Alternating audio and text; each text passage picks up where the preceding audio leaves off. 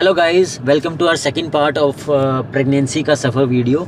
तो इसमें हम शेयर करेंगे कि पोस्ट प्रेगनेंसी जो आज धैर्य 6 महीने का हो गया है, उसमें हमें क्या क्या डिफ़िकल्टीज आई, क्या क्या हमारे हैप्पी मोमेंट्स थे, वो सब हम आपसे शेयर करेंगे। तो गाइस बेबी तो सही सलामत इस दुनिया में आ गया और हम सब बहुत ज़्यादा खुश थे, है ना। उसका काफ़ी अच्छा वेलकम भी हुआ। फिर जो हॉस्पिटल में जो 3 दिन थे वहाँ पे उन्होंने ट्राई किया ऑब्वियसली ब्रेस्ट फीडिंग के लिए।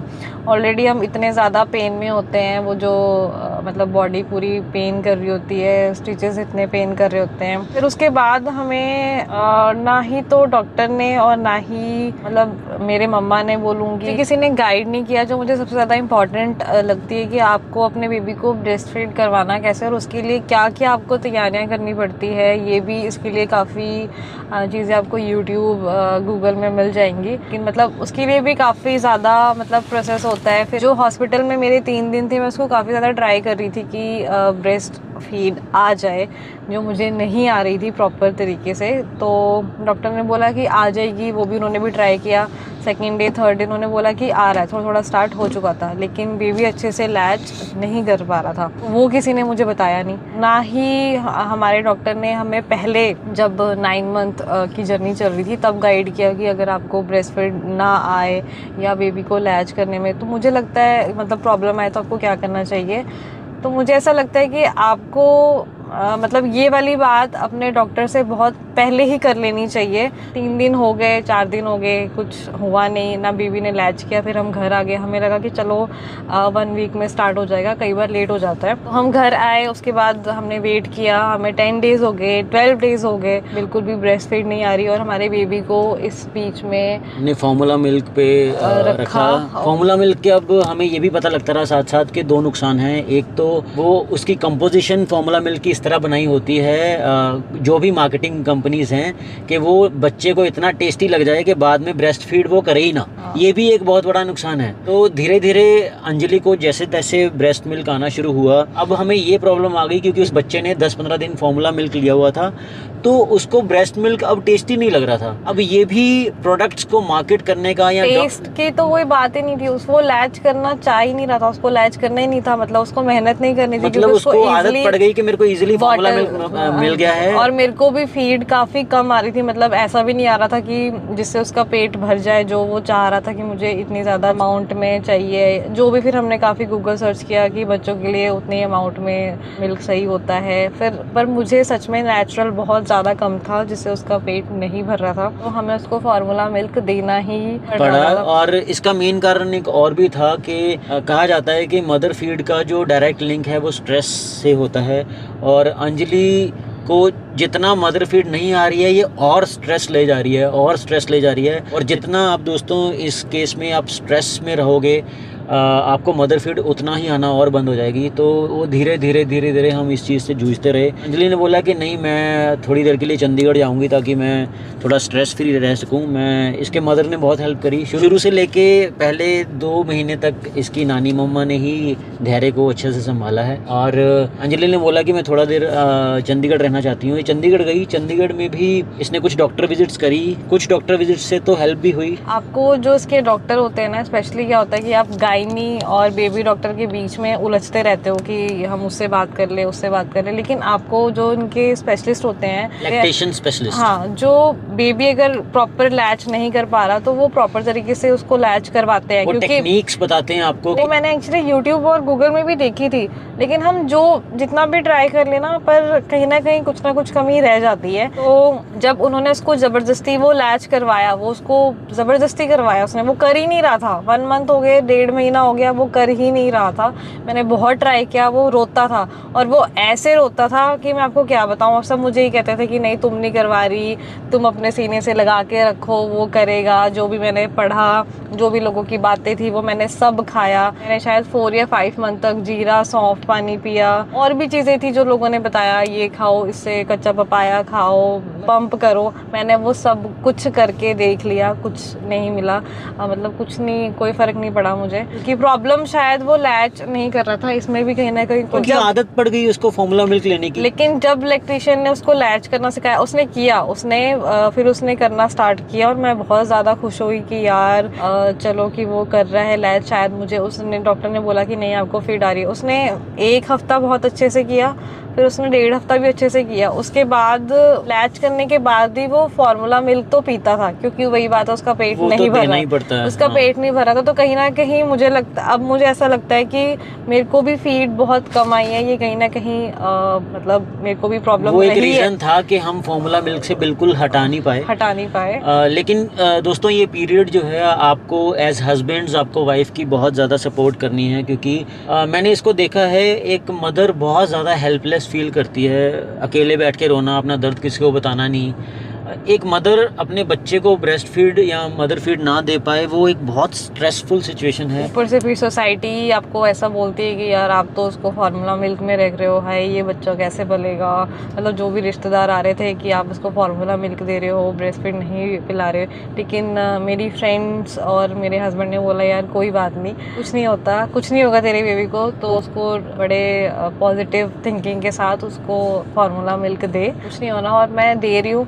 उसके बाद भी मैंने कई विजिट्स किए, मतलब मैं दिखाती रही। लास्ट में भी फिर मैं एक डॉक्टर रमा महाजन है जो यूट्यूब में भी काफ़ी फेमस है, वो चंडीगढ़ में है। उन्होंने लास्ट में मुझे यही समझाया कि आप बहुत ज़्यादा लेट हो चुके हो, आपको वो फर्स्ट वीक या सेकेंड वीक में ही मुझसे मिलना चाहिए था और तब आपको ट्राई करना चाहिए था। ट्राई हम तब भी कर रहे थे, लेकिन अपने तरीके से, जो मतलब हमें पता नहीं होता कि हम कितने सही और कितने गलत है ना। वो आपको इलेक्ट्रिशियन से ज़रूर मिलना चाहिए। और उन्होंने बोला कि अब आप ये एक्सेप्ट कर लो कि आपको फीड नहीं आने वाली, और बेबी को बहुत ही पॉजिटिव थिंकिंग के साथ आप उसको फार्मूला मिल्क दो, कुछ नहीं होता। मतलब आप उससे बॉडी टच रखो, आप उसको स्टोरी सुनाओ, आप उसकी मालिश खुद से करो, तब भी आपका बॉन्ड जो है वो अच्छा बनेगा। मतलब एक दिमाग में ये भी थिंकिंग होती है कि यार हम उसको ब्रेस्ट फीड नहीं करवा पा रही, तो पता नहीं हमारा बॉन्ड अच्छा बनेगा या उतना स्ट्रॉन्ग बन पाएगा। क्योंकि कुछ महीने तक तो मतलब होता है ना कि नेचुरली बेबी उतना अटैच नहीं होता, कोई भी उसको पकड़ के फार्मूला मिल्क पिला देता है और उसको बस दूध से मतलब होता है। लेकिन उन्होंने मुझे बहुत अच्छा गाइड किया और मुझे भी यही समझ में आया कि जिन लोगों को ये प्रॉब्लम आ रही है उनको डॉक्टर से मिलना चाहिए और थोड़ा पहले ही पूछ लेना चाहिए कि मतलब क्या क्या प्रॉब्लम्स आ सकती है। यहाँ पे आपको एक नेक्स्ट डू एंड डोंट मिल रहा है, जो हमें बहुत देर बाद पता लगा कि इसका भी एक स्पेशलिस्ट होता है। हाँ। आप जैसे ही अपने बेबी का बर्थ हुआ उसके बाद आपकी फर्स्ट वीक में विजिट होनी चाहिए लैक्टेशन स्पेशलिस्ट को। अगर आपको थोड़ी भी ब्रेस्ट मिल्क में या मदर फीड में प्रॉब्लम आ रही है, आपको लैक्टेशन स्पेशलिस्ट होते हैं, आप मिलो उनसे। उन्होंने वो कुछ स्पेसिफिक मूवमेंट्स बताते हैं और क्राइटेरिया टेक्निक बताते हैं जिससे ब्रेस्ट मिल्क इजीली आप करवा सकते हैं अपने बेबी को।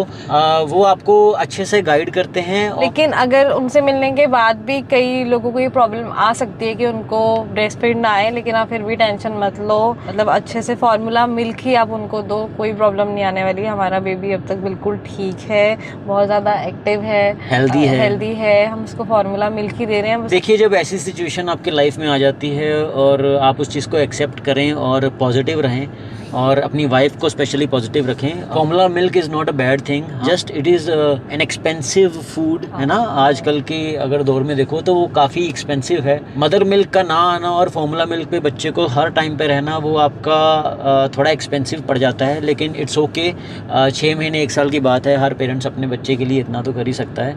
अगर आप इस सिचुएशन में आ ही गए हैं तो आप एज पेरेंट्स मैनेज करिए और अपनी वाइफ को पॉजिटिव रखिए, क्योंकि वो पहले ही बहुत 9 महीने के स्ट्रेसफुल जर्नी से होके निकली है। और स्ट्रेस एक अनदर कारण होता है कि जिससे ब्रेस्ट फीड जो है वो और ज़्यादा कम हो जाती है।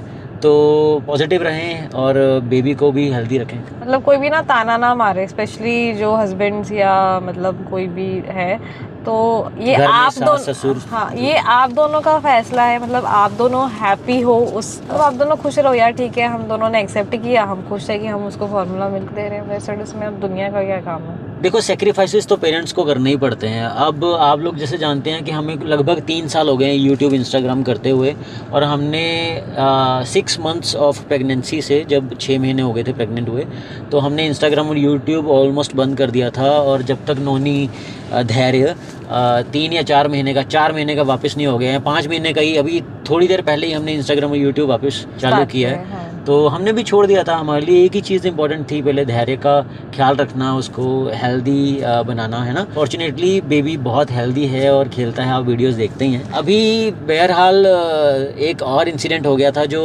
एज पेरेंट्स आपको हमें बताना है। ये भी एक अनदर डूज एंड डोंट्स हैं जो आप लोगों को फटाफट कर लेने चाहिए। वो हमारी ही आप कह लो कि लापरवाही थी कि अभी 5 महीने हुए हैं नोनी को और उसने क्रॉल करना शुरू कर दिया है। मैं जॉब पे होता हूँ, मेरी काफ़ी लॉन्ग आवर जॉब है जो कि 9 to 8 है, 6 days a week। तो अंजलि अकेली होती है अपने रूम में, मम्मी पापा होते हैं नीचे, मेड भी है, लेकिन वो सारा दिन हेल्प नहीं कर पाती क्योंकि 2 बेबीज़ हैं घर पे। तो अंजलि अपने साथ बेबी को लेकर दोपहर में कामकाज कर रही थी। अब एक मदर को बहुत सारे काम करने होते हैं, एक बेबी के साथ आदमी अगर अकेला है ना, या लेडी अकेली है, तो वो बहुत थक जाते हैं। रात को नींद नहीं आनी अच्छे से, बेबी ने क्रॉल करना है, वो पता नहीं उसको संभाल के पकड़ के रखना, 6-7 किलो का तो होता ही है ना। मॉम्स भी थक जाती हैं। अभी ये ड्रॉअर से डायपर निकालने गई थी, बस गई नहीं थी, नीचे झुकी थी और वो उतने में क्रॉल करके नीचे गिर गया बेड से। और हमारा बेड काफी ज्यादा ऊंचा था, पर शुक्र है कि उसको कोई ज्यादा चोट लगी नहीं, लेकिन वो बहुत ज्यादा रोया। का मुझे ऑफिस में फ़ोन आया कि जल्दी घर आ जाओ, नोनी बेड से गिर गया। ये बता भी नहीं पा रही थी, फ़ोन काटा, रो रही थी। घर में मुझे बताया कि इसका बहुत बुरा हाल है। मेरा ब्रदर घर पे था और उसकी वाइफ भी घर पे थी। उन्होंने अच्छे से उसको एग्जामिन करा और देखा कि नहीं, चोट ज़्यादा नहीं लगी है। वो सामने के बल गिरा था, यहाँ पे फोरहेड पे यहाँ पे गिरा था, तो यहाँ पे लाल हो गया था, लेकिन ज़्यादा चोट नहीं लगी। बच्चे का जो पीछे वाला सर का पार्ट होता है ना, वो ज़्यादा क्रूशियल होता है। तो थैंक्स टू गॉड वो जैसे भी गिरा उसके ज़्यादा चोट नहीं लगी। हमने 24 घंटे तक ऑब्ज़र्व करा। जब भी बच्चा ऐसे बेड से गिरे तो 24 घंटे के लिए ऑब्ज़र्व करना चाहिए कि उसके बिहेवियर, सोने का पैटर्न, खाने का पैटर्न कुछ चेंज तो नहीं हो गया, कहीं वो एबनॉर्मल बिहेव तो नहीं कर रहा। अगर नहीं कर रहा 24 घंटे के अंदर तो बच्चा आपका ठीक है।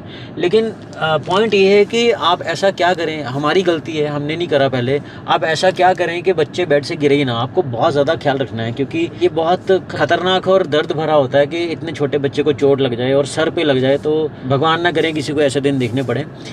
लेकिन आजकल बहुत एडवांस ज़माना है, आपको बेड रील्स आ जाती हैं जो बेड के साथ ऐसे रील्स लग जाती हैं चारों तरफ। और बेड कॉर्नर्स अगर आपके तीखे हैं तो कॉर्नर गार्ड्स आते हैं। मैंने एक वीडियो बनाई है, आप वो भी देख सकते हैं, जिसमें हमने वो चोट लगने के लेकिन बाद इंस्टॉल करे। अभी भी बेड रील्स ऑर्डर करी हुई हैं, 2 हफ्ते हो गए हैं, वो आई ही नहीं है। तो आपको ये सब पहले ही करना है। जैसे ही 4 महीने क्रॉस हुए आपको बेड रील्स और कॉर्नर गार्ड्स अपने बेड पे ज़रूर लगाने हैं। अगर आप हर वक्त देखभाल नहीं कर सकते, हर वक्त कोई कर भी नहीं सकता, आपको लगाने ही लगाने हैं। तो ये थी सेफ्टी की बात, ठीक है, जो आपको ध्यान रखना चाहिए बेबी के लिए। 6 मंथ उसको कंप्लीट हो चुके हैं, जिसके लिए मैंने उसका मतलब अन्नप्राशन हमने किया है, क्योंकि हमारे बिहार में और भी साउथ वाली साइड अन्नप्राशन होता है। यहाँ पंजाब में ये कल्चर नहीं है, पर क्योंकि मुझे करना था, मुझे शौक था कि नहीं यार, इसके लिए तो जो चीज़ें नहीं भी है, अगर यहाँ पे कोई मुझे एक्चुअली मैं तो जलंधर मैं से हूँ, करूँगी। लेकिन ये बिहार की जो सेरेमनी है मुझे बहुत अच्छी लगी, अन्नप्राशन। इन्होंने तो मुझे पूरी एज ए फैमिली मेरे इन लॉज ने इनवाइट करा और आई वाज शॉक्ड कि मतलब यार, बच्चे को पैम्फलेट्स लगाए हुए हैं, स्टिकर्स लगाए हुए हैं, रेडी टू ईट, आज मैं खाना खाऊंगा ऐसे वाले। और पहला निवाला जो उसको मुंह में डालना है, सबने परिवार वालों ने एक एक चीज़, खीर बनाई थी, है ना, वो खिलाना। मतलब बहुत ही अच्छी सेरेमनी है और मुझे बहुत खुशी हुई कि इतने सारे लोग मिलके, उनके लिए तो इतनी इंपॉर्टेंट सेरेमनी थी। हम लोग तो जैसे पंजाब में तो ऐसा कुछ नहीं है, सीधा ही कुछ भी खाना स्टार्ट करवा देते हैं, है ना, जब 6 महीने का हो गए। लेकिन वहाँ उनके लिए बहुत इंपॉर्टेंट ये मोमेंट है कि बच्चा आज खाना खाएगा, अब स्टार्ट कर रहा है खाना खाना। तो बहुत ही अच्छी सेरेमनी है। और मतलब एक जैसे बर्थडे पार्टी या एक फैमिली फंक्शन होता है, वैसा ही लोग सेलिब्रेट करते हैं। सारे रिश्तेदार आके अपने अपने गिफ्ट्स देते हैं और बच्चे को उन्होंने अपनी तरफ से चांदी की कटोरी कोई चम्मच में लेके आके उसको पहला निवाला खिलाना है। बहुत ही अच्छी सेरेमनी है। उसकी भी फोटोज और वीडियोस हम आपके साथ शेयर करेंगे जल्दी ही, और मिलते हैं नेक्स्ट वीडियो में। तब तक के लिए बाय बाय।